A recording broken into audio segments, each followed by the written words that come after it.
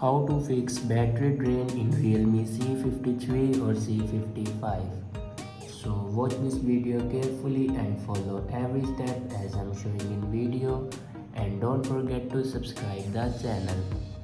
So let's start the video. First of all, open settings.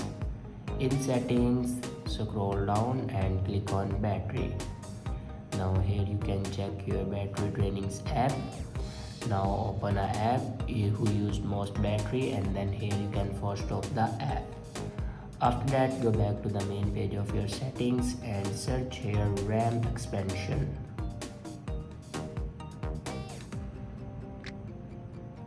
Now click on RAM expansion, and if you turn on your RAM expansion, then turn it off.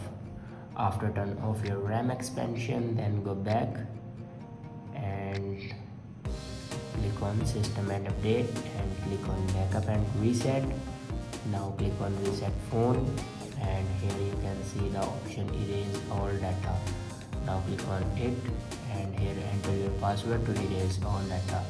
Erase all data basically means factory data reset. It will remove all the data in your device like photos, videos, documents. Everything will be removed in your device.